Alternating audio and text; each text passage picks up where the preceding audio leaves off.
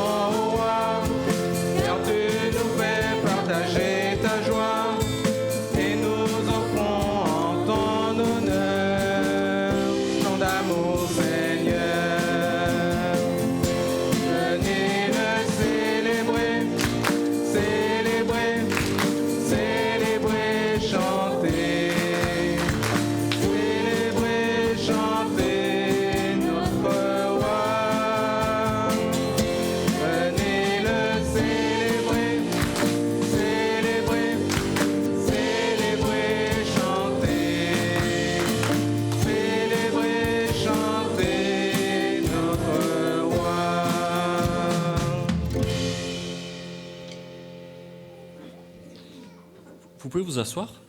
Et je vous propose maintenant, on a chanté, on a célébré notre Dieu avec le chant. Et je vous propose un petit temps où qu'on puisse le faire par la prière et que chacun se sente libre par une petite prière courte de faire monter notre reconnaissance à Dieu. Donc voilà, sentez-vous libre. 2-3 mots, ça suffit. Et puis comme ça, on pourrait être plusieurs à prier. Et puis je terminerai. Tu es là au milieu de nous, ce matin, avec nous. Et merci pour tout ce que tu as fait pour nous, dans chacune de nos vies. Amen. Je vous propose un chant maintenant qui dit « Sauve avec puissance ». On a un Dieu qui est capable de tout et qui peut tout dans les situations que nous traversons. Et voilà, je vous propose ce chant. Mon Dieu sauve avec puissance. Pour ceux qui le peuvent, on peut se lever.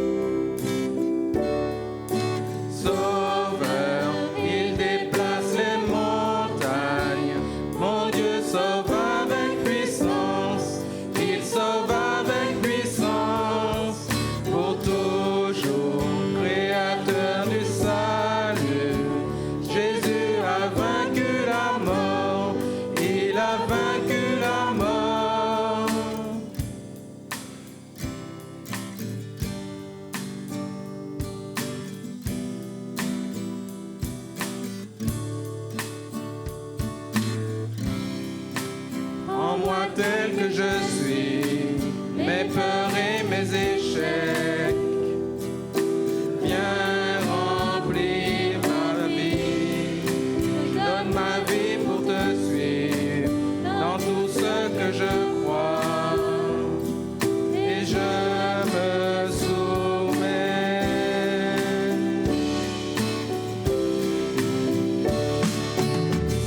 Sauveur, il déplace les montagnes.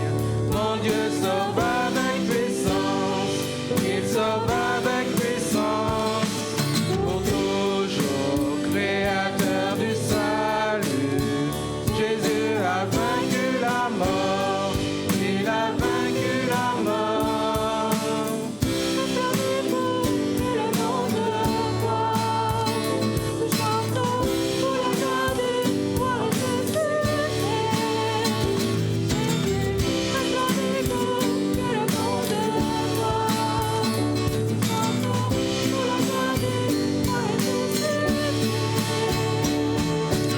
Sauveur, il déplace les montagnes.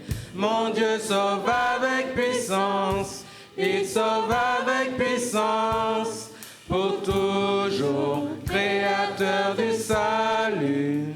Jésus a vaincu la mort, il a vaincu la mort.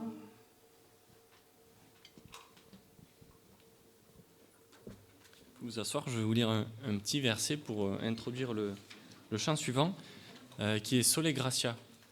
Donc par la grâce seule, c'est pas par nos mérites qu'on peut s'approcher de Dieu, mais c'est vraiment la grâce, c'est un cadeau qu'on ne mérite pas, un cadeau immérité, et que Dieu nous offre. Alors je vais vous partager ce verset qu'on trouve dans Éphésiens 2 au verset 8. Et voilà ce qui est écrit, car c'est par la grâce que vous êtes sauvés, par le moyen de la foi. Et cela ne vient pas de vous, c'est le don de Dieu. Et donc on peut chanter ce chant, voilà, Sola Gratia.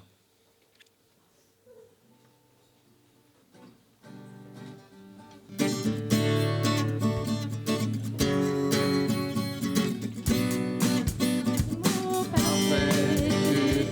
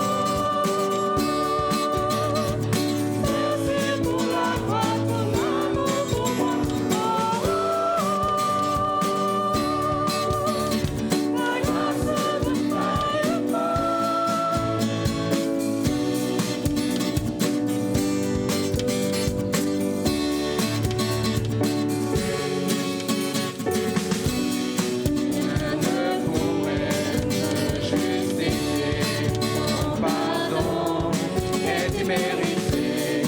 Tous mes efforts ne suffiraient à me sauver. C'est par ta grâce seule que je suis pardonné. C'est par ta grâce seule que tu m'as racheté.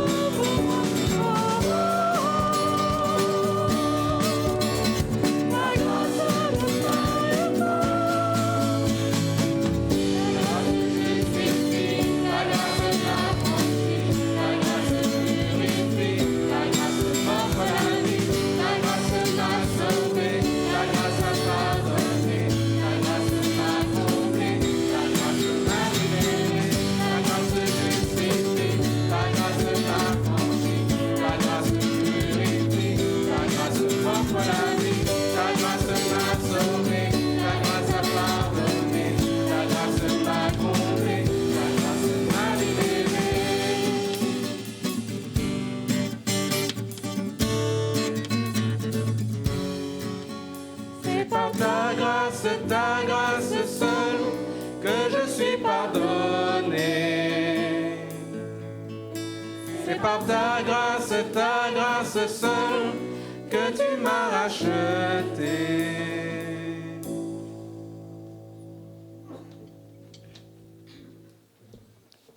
Merci Jésus pour cette grâce, vraiment. Je vais vous lire maintenant le chant qu'on va chanter en suivant maintenant. Il s'appelle Homme de douleur. Et comme ça, en lisant les paroles, on va plus se rendre compte de ce qu'on chante. Alors voilà ce que dit ce chant. Homme de douleur, fils de Dieu, trahi par les siens, le fardeau de notre péché sur Jésus fut posé. C'est lui qu'on a méprisé, faussement accusé, blessé, meurtri et humilié, d'épines couronné. Venu du ciel sur la terre pour nous réconcilier, pour racheter et pardonner ceux qui l'ont crucifié. Ma dette est payée, elle est effacée, par le sang précieux que Christ a versé. Le péché est vaincu, son emprise n'est plus. Il m'a libéré pour l'éternité. Ma dette est payée, elle est effacée par le sang précieux que Christ a versé.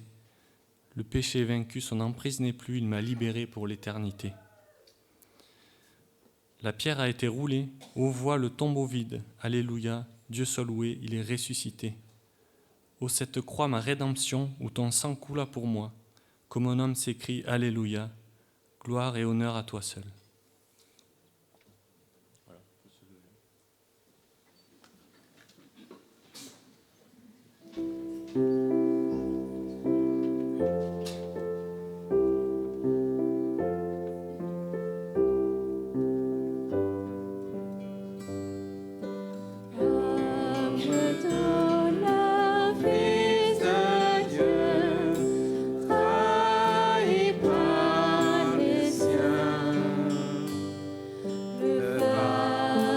De notre péché sur Jésus.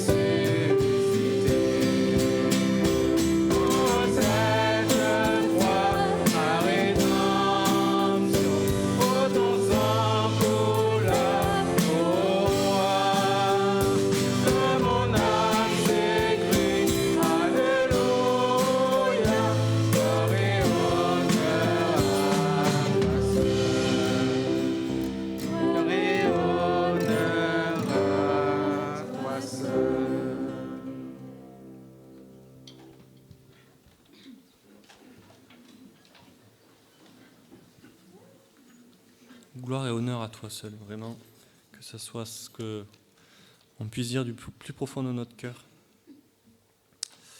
Le prochain chant que je vous propose, c'est « Rien ne peut sauver mon âme ». Et pour introduire ce chant, j'ai choisi un passage dans Actes, Acte 4, on va commencer au verset 8. Il y a Pierre et Jean qui allaient au temple, et ils croisent un mendiant qui est là à la porte du temple, qui leur demande donc un peu d'argent.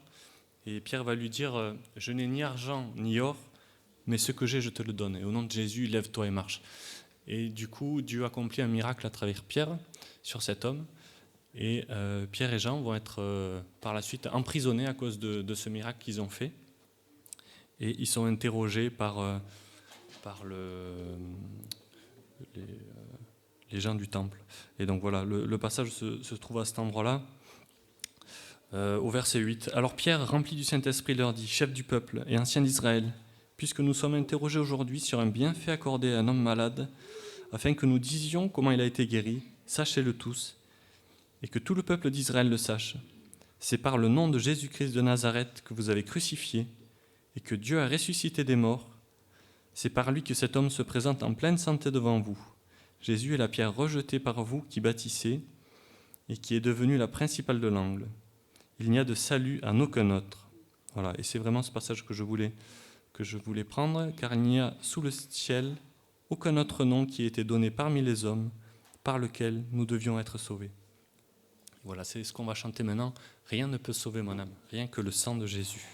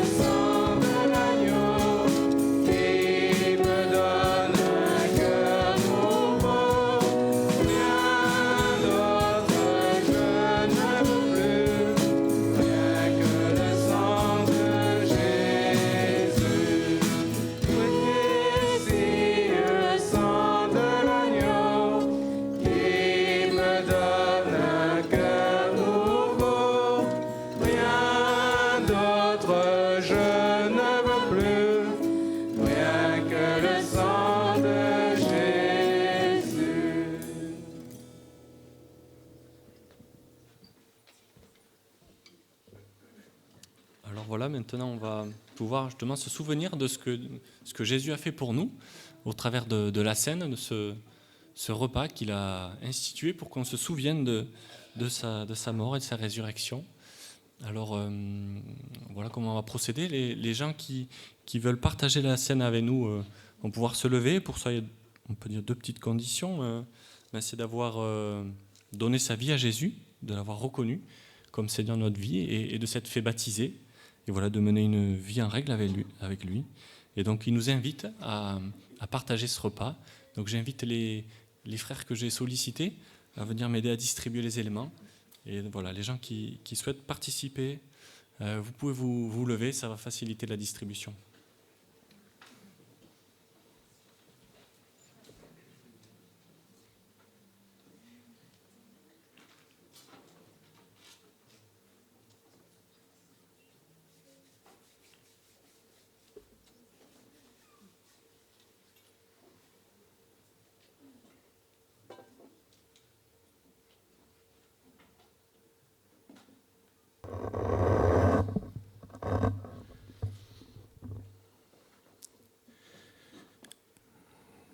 Oui, notre Dieu, nous te remercions et nous te louons pour cette grâce que tu nous as fait, pour ce corps que tu as mis au bois, Seigneur. Tu as fait la volonté du Père.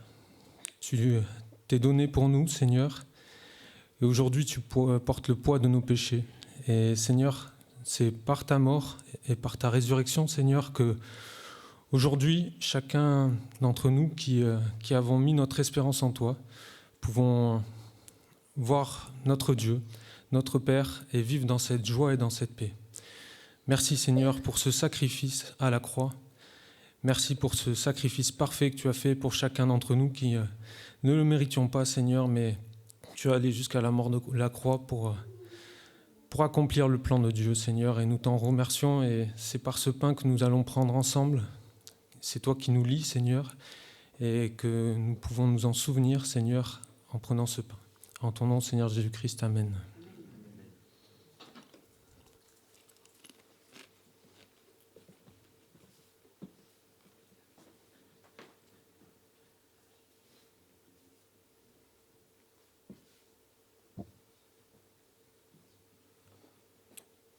Seigneur notre Dieu, après avoir pris ce pain, nous allons partager ensemble cette coupe. Cette coupe nous parle de ton sang, ce sang qui a coulé pour nous. Il ne fallait rien de moins, rien de plus que ce sang de Jésus-Christ, répandu à la croix pour que nous puissions nous présenter devant toi comme libérés de notre péché, justifiés, pardonnés. Alors, en partageant cette coupe, nous nous souvenons que tu as été jusqu'à la croix, Seigneur, que tu es mort pour nous, que ton sang a coulé. Nous souvenons aussi que nous le faisons en attendant ton retour, parce que si tu es mort, tu es aussi ressuscité. Et nous attendons que tu reviennes des cieux, Seigneur. Alors en attendant ce moment, encore une fois, nous prenons cette coupe comme si c'était toi qui nous l'attendais, et nous le faisons avec reconnaissance. Amen.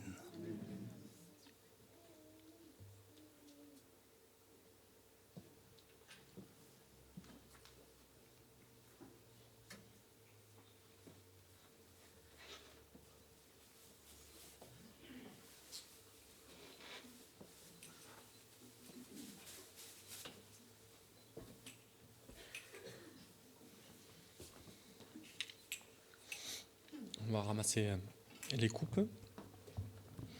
Et donc avant le message, je vous propose un dernier chant qui s'appelle Héritier. Maintenant qu'on est enfant de Dieu, on est aussi héritier de Dieu. Et donc il y a plein de caractéristiques qu'on va voir dans ce chant et que vraiment on puisse les vivre et se les approprier chaque jour. Voilà, on peut tous se lever pour chanter ce chant Héritier.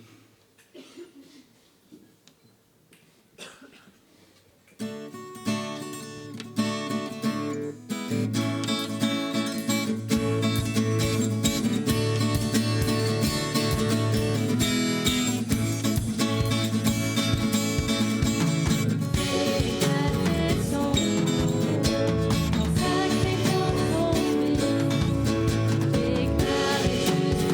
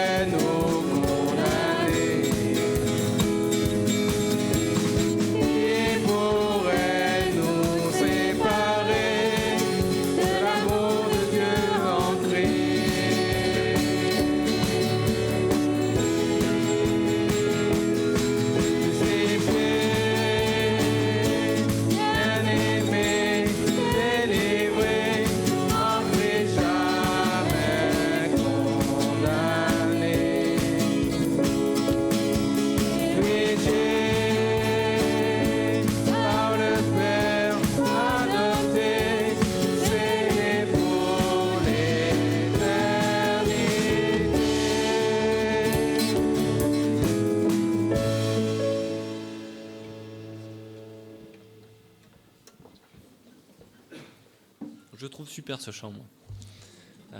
Voilà, on a fini notre temps de louange et je demandais à Alain de me rejoindre. Les enfants, je pense que vous avez la classe aujourd'hui. Non, pas de classe aujourd'hui. Bon, ben vous restez avec nous alors. Voilà. Et Alain, tu peux venir.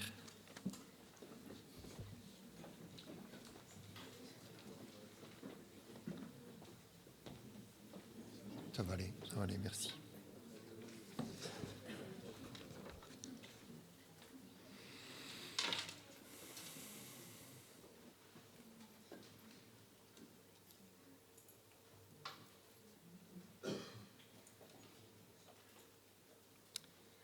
Demain matin, imaginez que vous retrouviez un collègue de travail ou que vous rencontriez un voisin qui vous demande « Comment ça va ?» et que vous lui répondiez « Très bien, j'ai été crucifié avec Christ et si je vis, ce n'est plus moi qui vis, c'est Christ qui vit en moi. » Réaction de la personne, et d'abord elle ne va pas comprendre forcément ce que ça signifie. Elle va peut-être même se dire, il est un peu fou. Alors, ça nous fait rire, mais est-ce que vous comprenez ce que ça veut dire ? J'ai été crucifié avec Christ, et si je vis, ce n'est plus moi qui vis, c'est Christ qui vit en moi.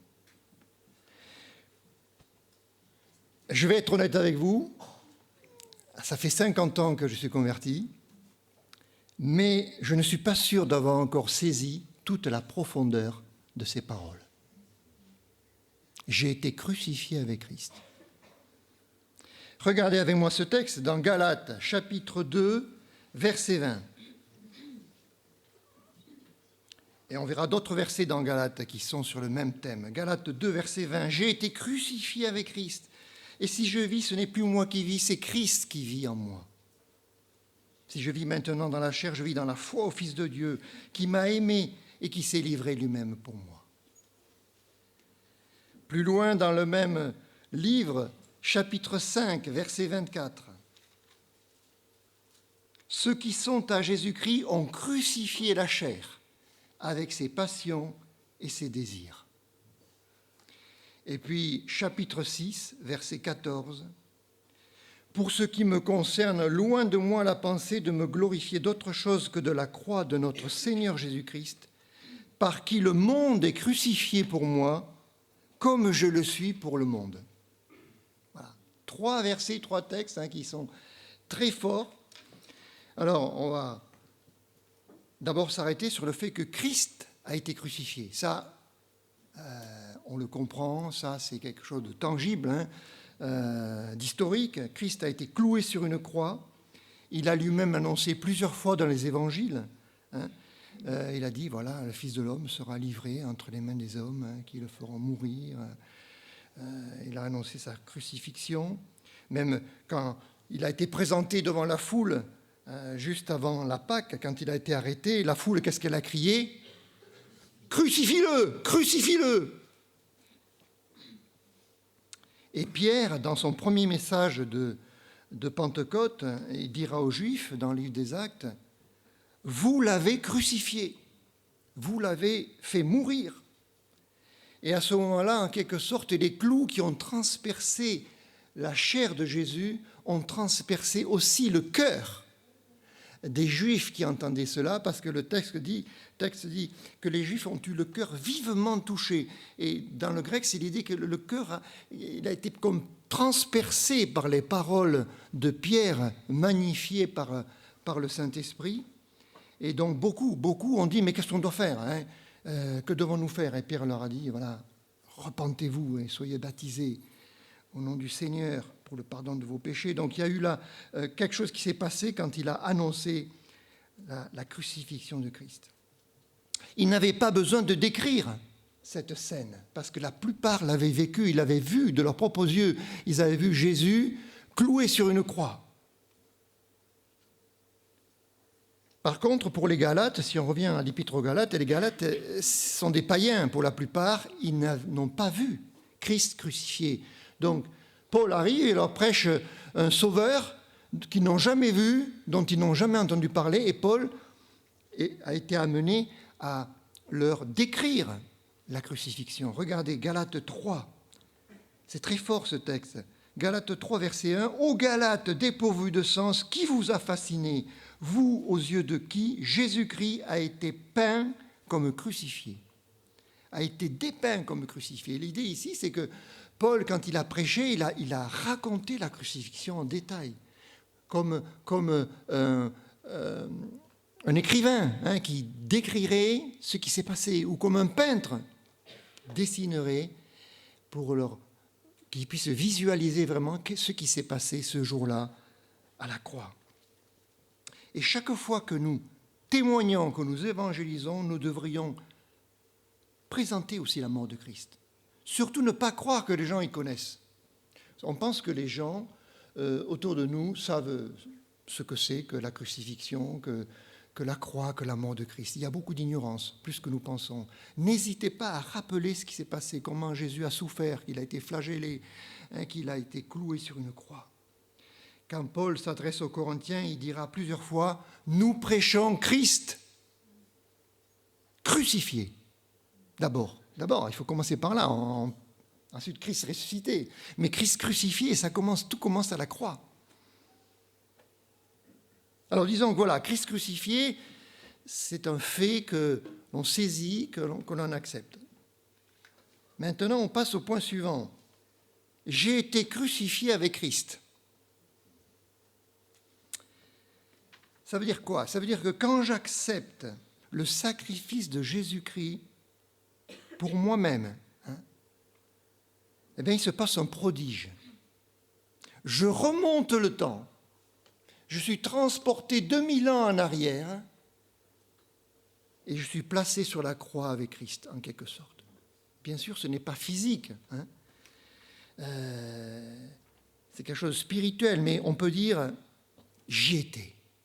Quand vous croyez, vous avez cru en Jésus-Christ, voilà, vous vous retrouvez avec Christ sur la croix. J'ai été crucifié avec Christ, c'est le salut. Ça parle d'abord du salut. Même si nous n'étions pas présents à Golgotha, nous sommes présents finalement par la foi. Vous savez, c'est comme quand Jésus-Christ, il utilise des images, il dit, voilà, si quelqu'un veut me suivre, qu'il se charge de sa croix. Alors, il y a des gens qui prennent ça à la lettre.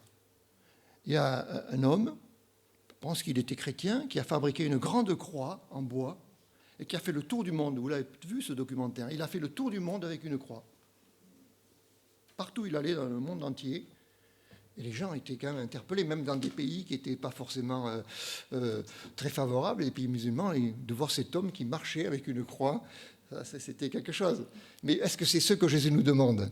Non, bien sûr, la croix, elle n'est pas littérale, physique, c'est quelque chose de symbolique. Bien sûr, ça nous parle du renoncement, ça nous parle des sacrifices qu'il y a dans la vie chrétienne quand on veut suivre le Seigneur. D'autres vont encore plus loin. Dans les Philippines en particulier, certains catholiques, ils vont jusqu'à se flageller, n'est-ce pas, revivre ce que Christ a vécu, et puis se faire attacher sur une croix. Au moment de la Pâque, là, ils se font quelque sorte crucifier pour s'identifier complètement. Est-ce que c'est ça que Jésus nous demande? Non plus, c'est pas ça. Voilà, donc ce n'est pas à prendre à la lettre, c'est pas physique. Quand Paul dit « j'ai été crucifié », c'est d'abord un rappel du salut, un rappel de sa conversion. Tout cela est illustré, on peut le lire, je ne sais pas si j'ai donné ces versets, Romains 6, versets 3 à 6, on peut lire ces versets qui nous montrent que nous illustrons tout ça au moment du baptême, par exemple. Regardez, Romains 6, verset 3. « Ignorez-vous que nous tous qui avons été baptisés en Jésus-Christ, c'est en sa mort que nous avons été baptisés. Nous avons donc été ensevelis avec lui par le baptême en sa mort, afin que comme Christ est ressuscité des morts par la gloire du Père, de même nous aussi nous marchions en nouveauté de vie. En effet, si nous sommes devenus une même plante avec lui par la conformité à sa mort, nous le serons aussi par la conformité à sa résurrection. » On voit qu'il y a une identification avec Christ. « Sachant que notre vieil homme a été crucifié avec lui encore. » La crucifixion, afin que le corps du péché soit réduit à l'impuissance, pour que nous ne soyons plus esclaves du péché. Ça aussi, c'est profond. Alors, voilà, la conversion chrétienne est un événement tellement radical qu'on utilise les termes de mort et de résurrection. C'est fort, hein? Mort et résurrection. Ce n'est pas juste une imitation, hein, ou le fait de suivre le Seigneur, c'est une mort et une résurrection avec Christ. Alors, on continue. Alors, on a lu tout à l'heure ces versets dans Galates. Ceux qui sont à Jésus-Christ ont crucifié la chair. Crucifié la chair. On pourrait dire crucifier le vieil homme, comme dit la Bible. On peut dire la vieille femme aussi, d'ailleurs. Hein, ce n'est pas que pour les hommes. Hein. La vieille nature pécheresse. Et puis on a lu aussi que le monde est crucifié pour nous. Que nous sommes crucifiés pour le monde. Quelqu'un avait dit, je crois que c'est dans cette église d'ailleurs, quelqu'un avait dit qu'entre moi et le monde, il y a une croix maintenant. Entre moi et le monde, il faut qu'il y ait une croix. Il faut que quand je vois le monde, je le vois à travers la croix. Ça veut dire beaucoup de choses. Hein. Ça veut dire, voilà, ils ont besoin de la croix de Christ. Mais en même temps, moi, voilà, je suis passé par la croix. Et quelque chose, il y a une rupture avec le monde. Hein, une séparation, une coupure. Et il faut que le monde aussi, quand il me revoit, il voit une croix. Il me voit à travers la croix. Il voit Christ en moi.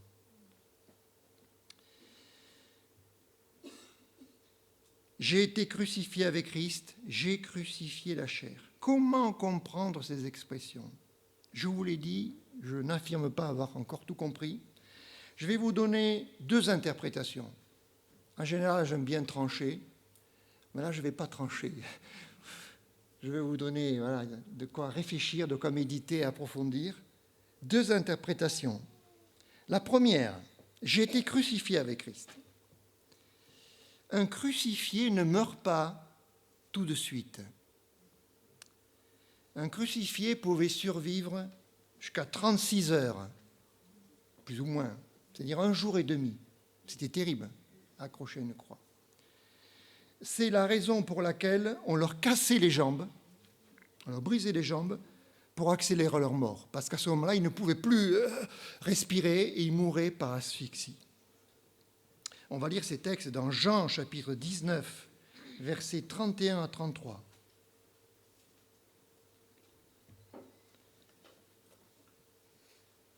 Jean 19, 31. Dans la crainte que les corps ne restent sur la croix pendant le sabbat, car c'était la préparation et ce jour du sabbat était un grand jour, les Juifs demandèrent à Pilate qu'on rompe les jambes aux crucifiés et qu'on les enlève. Les soldats vinrent donc, ils rompirent les jambes au premier, puis à l'autre qui avait été crucifié avec lui. S'étant approchés de Jésus et le voyant déjà mort, ils ne lui rompirent pas les jambes. C'était exceptionnel, c'est-à-dire que normalement, un crucifié ne mourrait pas si rapidement. Après 6 heures, Jésus est mort. Pourquoi? Parce que voilà, il avait tout accompli. Il avait achevé d'expier les péchés. Nul n'était besoin d'en faire plus, n'est-ce pas? En 6 heures, vous vous rendez compte, Jésus a porté les péchés de l'humanité. Et il a tout payé. Gloire à Dieu. Hein? Donc Pilate s'en étonnera d'ailleurs. On va le lire aussi, si vous voulez. Marc 15, chapitre 15, verset 44. On voit que Pilate, qui connaissait bien la procédure, comment ça se passait, il est étonné quand il apprend que Jésus soit mort si tôt. 15,44. Pilate s'étonna qu'il soit mort si tôt. Il fit venir le centenier et lui demanda s'il était mort depuis longtemps. Voilà, donc effectivement, Jésus est mort très rapidement, alors que ce n'était pas le cas d'un crucifié, ça pouvait durer beaucoup plus longtemps. Alors, dans cette première interprétation, l'idée c'est que dire que la chair ou le monde soit crucifié ne signifie pas qu'il soit mort. N'est-ce pas? Ça ne signifie pas qu'il n'existe plus. Ils sont encore bien réels. Ceux qui expliqueraient que Paul parle encore dans Éphésiens de se dépouiller parle des chrétiens qui ont été crucifiés avec Christ. Il leur dit, dépouillez-vous de votre vieille nature, du vieil homme, et revêtez-vous de l'homme nouveau. L'idée comme quelque chose de quotidien. Tous les jours, on s'habille, on se déshabille, on s'habille, on se déshabille, on change de vêtements. Tous les jours, cette idée de faire quelque chose de continuel, de se dépouiller de la vieille nature, de revêtir la nouvelle nature. Ou même, on va lire ce verset dans Colossiens 3,5 qui dit, Colossiens 3,5, il dit, faites mourir à ces chrétiens qui ont déjà été crucifiés avec Christ, comme on l'a vu. Chapitre 3, verset 5. « Faites donc mourir ce qui dans vos membres est terrestre, la débauche, l'impureté, les passions, les mauvais désirs et la cupidité qui est une idolâtrie. » Si un crucifié peut vivre plusieurs heures, voire plusieurs jours parfois,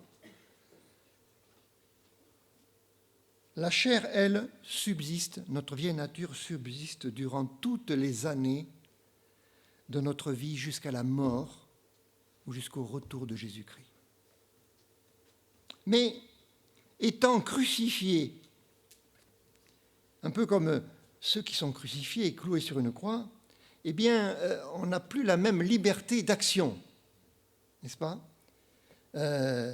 C'est vrai que sur la croix, on va le lire, Jésus était avec 2 brigands et on peut parler, on peut penser, on peut prier, Jésus a prié. Les brigands ont un peu insulté Jésus au début. Ils ont argumenté, on va lire ces textes pour mieux comprendre. Mais voilà, ils n'ont plus la liberté de mouvement. Regardez, Matthieu 27, verset 44. Matthieu 27, 44, où l'on lit cette scène sur la croix. Alors, Matthieu 27, 44. Les brigands crucifiés avec lui, donc ils sont bien crucifiés, ils sont que sur la croix, mais ils continuent à l'insulter. La chair crucifiée elle peut continuer aussi à nous provoquer, à nous tenter, n'est-ce pas ? Et puis, un autre texte aussi, Luc 23. Il y a le grand dialogue entre Jésus et un brigand en particulier, mais Luc 23, on va commencer avec 39, verset 39. L'un des malfaiteurs crucifiés, donc notez bien, il est crucifié, il est cloué à la croix là. Qu'est-ce qu'il fait ? Il injuriait Jésus, il injure Jésus, disant, n'es-tu pas le Christ ? Sauve-toi toi-même et sauve-nous. Donc voilà, il est crucifié, mais il continue à insulter Jésus, à provoquer, on peut imaginer, la chair, le monde, tous, voilà, qui, malgré tout, continue à interférer dans notre vie. Mais l'autre le reprenait et disait, ne crains-tu pas Dieu, toi qui subis la même condamnation ? Donc on voit qu'il y a un dialogue là. Pour nous, c'est justice, car nous recevons ce qu'ont mérité nos crimes, mais celui-ci n'a rien fait de mal. Et dit à Jésus, souviens-toi de moi quand tu viendras dans ton règne. Voilà, donc, et puis Jésus répond, je te le dis, en vérité, aujourd'hui tu seras avec moi dans le paradis. Voilà, 3 hommes crucifiés qui continuent à parler, à argumenter.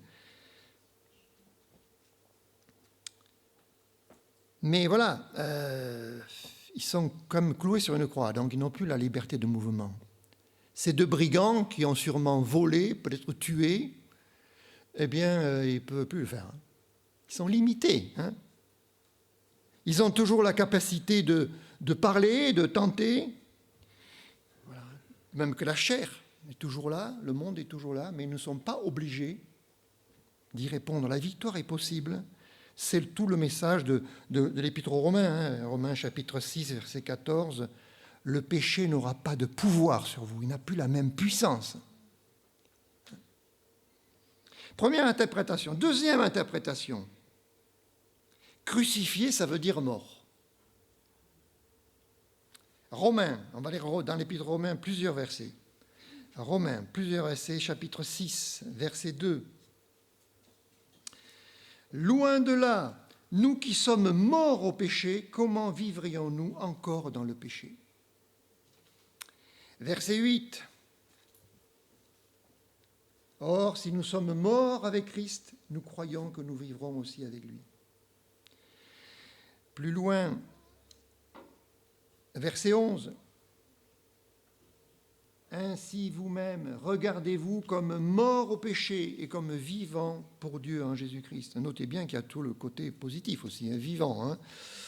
On le verra après. On va aller dans Colossiens maintenant. On va lire dans Colossiens 2 textes aussi. Colossiens, chapitre 2, verset 20. Donc tout ça, c'est un travail que je vous donne aussi, de prolonger ce message, parce que ça demande réflexion, hein, ça demande de vous placer devant la parole de Dieu, devant le Seigneur, et dire, Seigneur, qu'est-ce que ça veut dire pour moi? Colossiens 2, 20. Si vous êtes morts avec Christ, au principe, au rudiment de ce monde. Chapitre 3. Remarquez, chapitre 3, verset 1, déjà, si donc vous êtes ressuscités avec Christ, hein, il y a aussi cet aspect. Et puis surtout le verset 3, car vous êtes morts et votre vie est cachée avec Christ en Dieu. Vous connaissez peut-être Augustin, Saint Augustin, vous avez entendu parler de cet homme de Dieu qui vivait à l'époque romaine, en Afrique du Nord. C'est quelqu'un qui a mené une vie dissolue, hein, pas très morale. Et puis un jour, il s'est converti. Après sa conversion, alors qu'il marchait dans les rues de sa ville, il est interpellé par une de ses anciennes fréquentations, une femme qui l'appelle. « Augustin, Augustin, c'est moi !» Il ne répond pas. Elle insiste. « Augustin, tu ne me reconnais pas, Augustin !» Après un moment, il se retourne et lui dit « Augustin est mort. Augustin est mort. » Ça voulait tout dire. Il n'était plus le même homme. Augustin est mort. Vous savez, dans certains milieux, aujourd'hui, comme les témoins de Jéhovah, les juifs ou pire, les musulmans, quand vous vous convertissez à Jésus-Christ, vous êtes mort. Vous êtes considéré comme mort. On ne vous parle plus, on ne vous fréquente plus, vous êtes rejeté. Parfois, vous êtes littéralement tué d'ailleurs. Vous risquez votre vie dans certains pays musulmans en particulier. De même, beaucoup parmi nous pourraient, dans leur témoignage, dire que dans le passé, ils étaient esclaves de péchés comme l'alcool ou la drogue ou la débauche, mais qu'après leur conversion à Jésus-Christ, ils sont morts à tout ça, c'est fini. Leur vie a été radicalement transformée. Alors, on ne va pas rester sur ce côté un peu négatif, hein, crucifié, mort, parce qu'on a vu déjà dans certains textes qu'il y a le côté positif. Christ est mort, bien plus, il est ressuscité. Hein. Christ est ressuscité, il est vivant, il y a ce côté positif de la vie chrétienne. Si nous sommes crucifiés avec Christ, si nous sommes morts avec Christ, nous sommes aussi ressuscités avec lui, à une vie nouvelle. Et c'est tout Romains 8. Alors je vous laisse le soin de lire Romains chapitre 8, parce qu'il y a beaucoup là-dedans, hein, sur cette idée que la vie chrétienne, c'est la vie de Christ en moi. Ce n'est pas seulement la mort de Christ, hein, c'est la vie de Christ. On l'a lu, Galates 2:20. Hein. Si je vis, maintenant, je vis dans la foi au Fils de Dieu. Hein. Si je vis, ce n'est plus moi qui vis, c'est Christ qui vit en moi. Christ fait couler sa vie en moi par son esprit. C'est Romains 8. Hein. Je vais illustrer cela par une allégorie qui vaut ce qu'elle vaut, mais voilà. Il était une fois un vieillard. Ça peut être aussi une vieille femme, hein, pour rester sur ce thème. Mais il vivait seul depuis longtemps dans une grande maison. Il était acariâtre, avec un sale caractère, donc dur, méchant. Il menait une vie désordonnée. Il était incrédule, rebelle envers Dieu. Le problème, c'est que la maison qu'il habitait ne lui appartenait pas. Il n'était pas le propriétaire, il n'était que locataire. Il ne payait même plus le loyer. Et un jour, paraît un homme dont l'apparence reflète une certaine noblesse, qui lui dit « Bonjour, je suis le nouveau propriétaire de cette maison et je voudrais en prendre possession. » Oula, c'est que le locataire, il ne veut pas obéir ni quitter les lieux. Pourtant, le propriétaire commence à s'installer, pièce par pièce, pièce après pièce, et puis il remet tout en ordre, n'est-ce pas? Il repeint, il décore. Ce vieil homme s'oppose à ce personnage, bien sûr, hein, il résiste, mais finalement, petit à petit, il doit céder, il doit capituler. Vous l'avez compris, la maison, c'est vous, c'est nous. Le vieil homme ou la vieille femme, c'est la chair, hein, la vieille nature, la nature pécheresse. Et le nouveau propriétaire, c'est Jésus, quand on se convertit. Voilà, il vient prendre possession de sa maison. Hein, il vient habiter chez nous, chez lui. Vous pensez à ça quelquefois? Imaginez que Jésus vienne habiter chez vous. Bah, physiquement, je veux dire. Hein, ça serait quelque chose, hein. Ça changerait votre vie aussi, hein, quand même, hein, littéralement, quoi, hein, là, dans beaucoup de comportements. Et pourtant, c'est ça. Jésus, il habite en nous, il vit en nous. Est-ce que nous le réalisons? On le dit, on le chante, mais...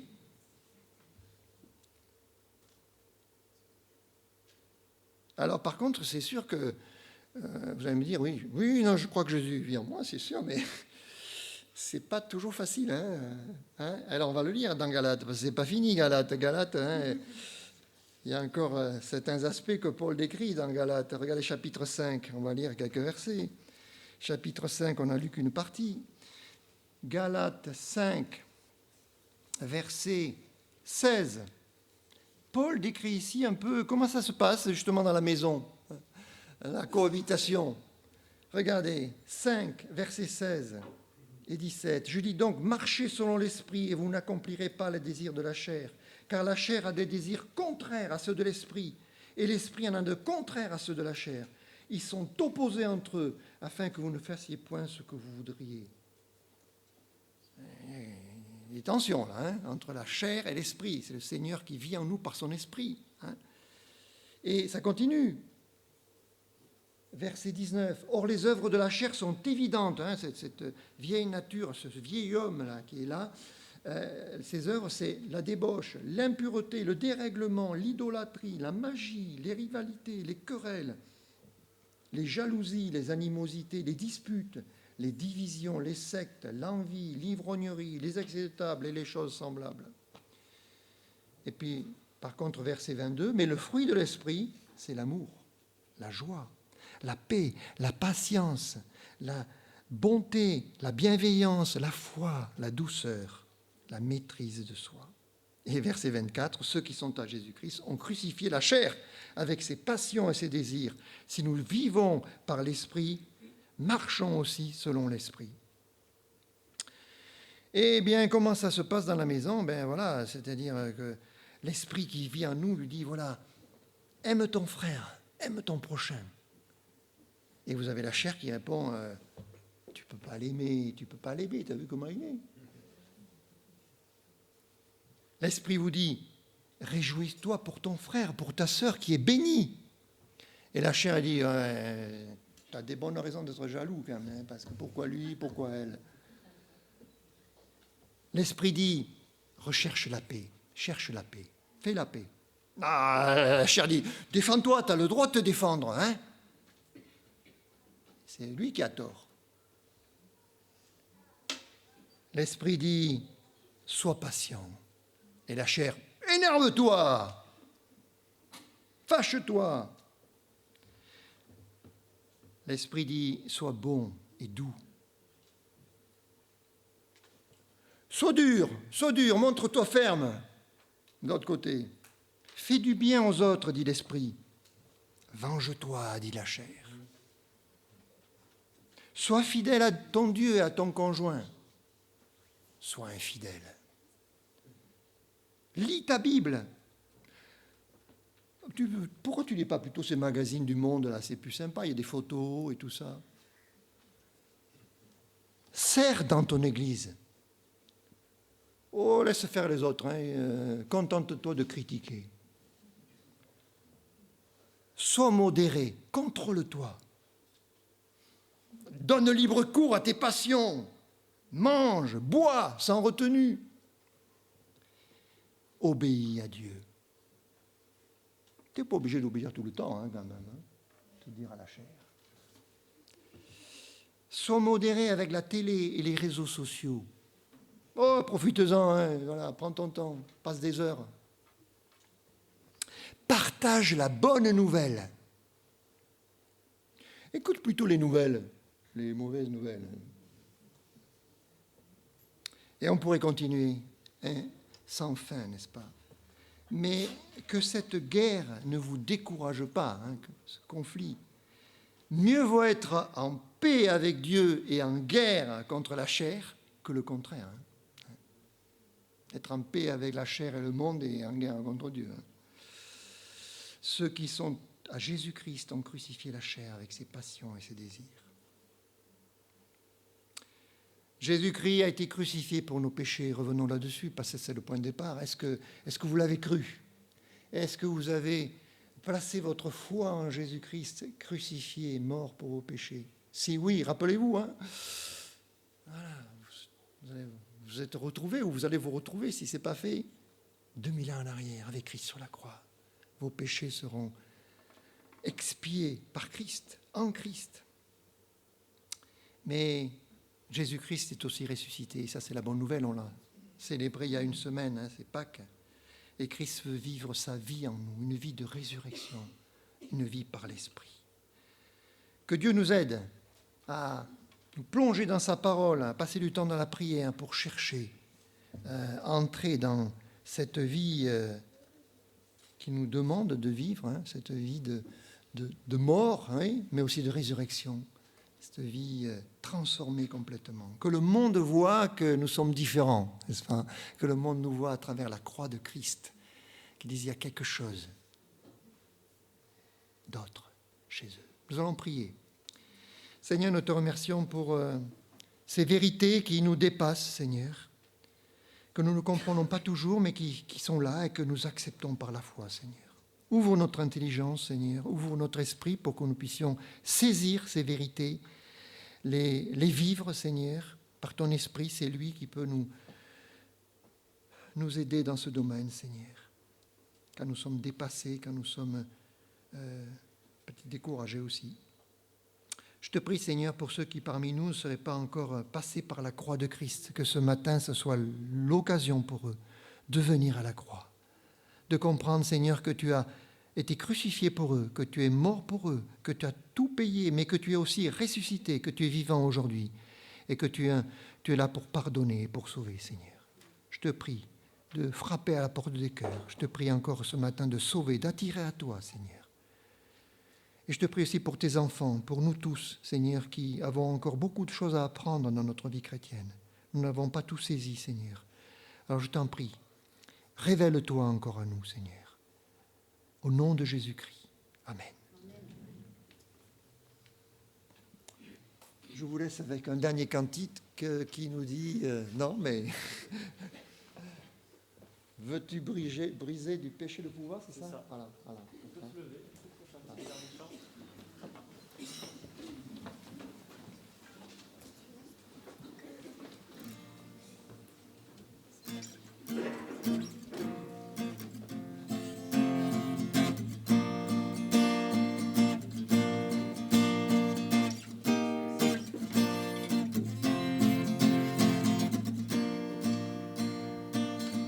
Veux-tu briser du péché le pouvoir?